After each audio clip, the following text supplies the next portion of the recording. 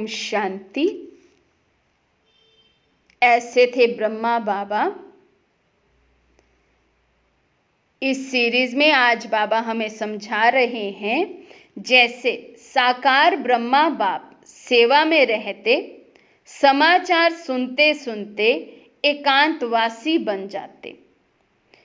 1 घंटे के समाचार को भी 5 मिनट में सार समझ बच्चों को खुश भी करते और अंतर्मुखी व एकांतवासी स्थिति का अनुभव भी करा देते।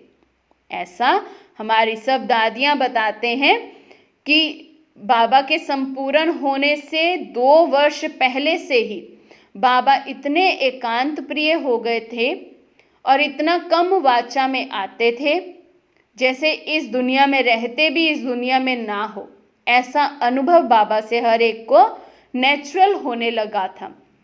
तो बाबा, कोई बच्चा आता था सेवा करके तो सेवा समाचार सुनाते थे, उसको भी बाबा अगर 1 घंटे की बात है उसको 5 मिनट में ही बच्चे सार स्वरूप में सुना दो।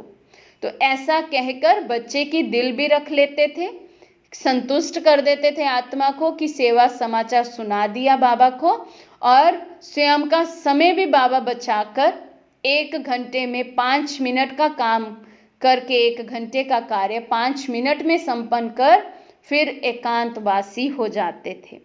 तो ऐसे ही बाबा कहते इसको ही कहा जाता है एकांत प्रिय और मिलनसार।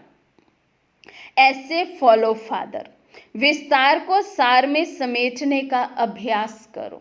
किसी भी बात में हम विस्तार में ना जाएं, चाहे वो मन में चलने वाली बात हो या हम किसी के साथ बात कर रहे हैं। जैसे कई बारी हम क्या करते हैं, आपस में चिट चैट कर रहे हैं, भले हम किसी भी अच्छे विषय पर भी बात कर रहे हैं, लेकिन फिर भी बाबा कहते उसके भी विस्तार में नहीं जाओ। वाचा में अभी अधिक आने का समय नहीं है। मनसा को शक्तिशाली बनाना तो उसके लिए मुख का मौन, मन का मौन, इसकी बहुत आवश्यकता है। कई बच्चे जैसे फोन करेंगे तो फोन पर भी भले ज्ञान की ही बात कर रहे हैं, सन्मुख मिलेंगे तो भले ज्ञान की ही चर्चा कर रहे हैं, लेकिन अब समय ऐसा है तो बाबा कहते चर्चा करने से अच्छा योग में उसकी अनुभूति की जाए। तो एकांतवासी और मिलनसार का बैलेंस हम रखें, उसके लिए बाबा ने कहा सार को समेटने का अभ्यास करते जाएं। जैसे और नियम आवश्यक समझकर पालन करते हो, ऐसे स्व उन्नति और सेवा की सफलता के लिए सेवा केंद्र के वातावरण के लिए एकांत प्रिय बनने का लक्ष्य रख।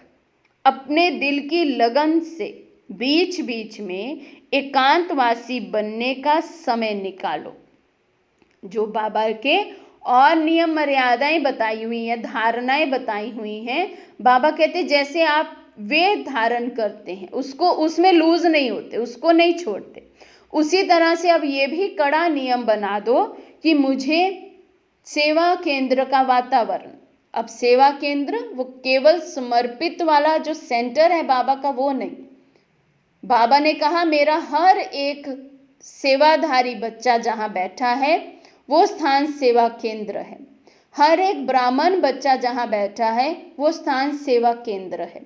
तो मेरा जो सेवा केंद्र अर्थात जहां मैं आत्मा पाठ बजा रही हूं, जिस स्थान पर रहते हैं, अधिक से अधिक समय जहां व्यतीत करते हैं, वहां का वायुमंडल भी पावरफुल बनाना वो मेरी जिम्मेवारी है।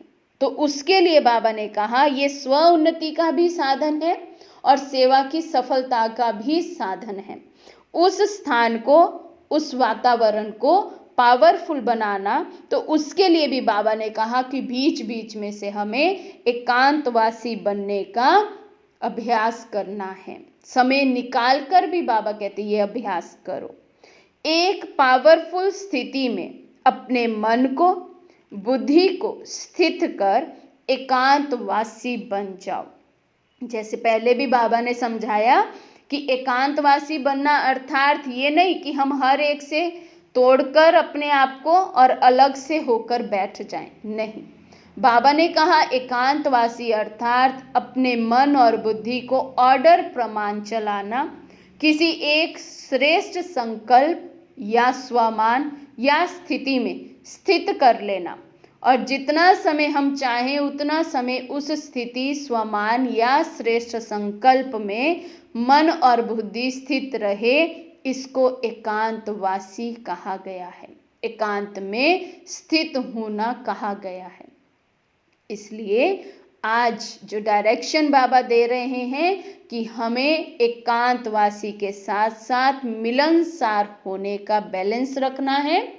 दूसरा, वाचा में कम आना है, विस्तार में न जाकर सार में हर बात करनी है, समझ जाना है। कई आत्माएं किसी भी बात को समझने में ही बहुत समय लगा देती हैं। क्यों? क्योंकि मन और बुद्धि बहुत विस्तार में फैला होता है। तो जब तक वो सार रूप में आए तब तो कोई बात समझ में आए। तो जहां 10 शब्द कहने वहां 2 शब्द कहें और हम समझ जाएं, ऐसा सार स्वरूप हमारा हो जाए। तो ऐसे सभी अपने अपने सेवा स्थानों का वातावरण पावरफुल बनाने के लिए बीच बीच में से एकांतवासी होने का अभ्यास करते रहें, समेटने की शक्ति को यूज करते रहें, मन और बुद्धि सदा सिमटा हुआ रहे हमारा, ये हमें अभ्यास करना है। अच्छा, ओम शांति।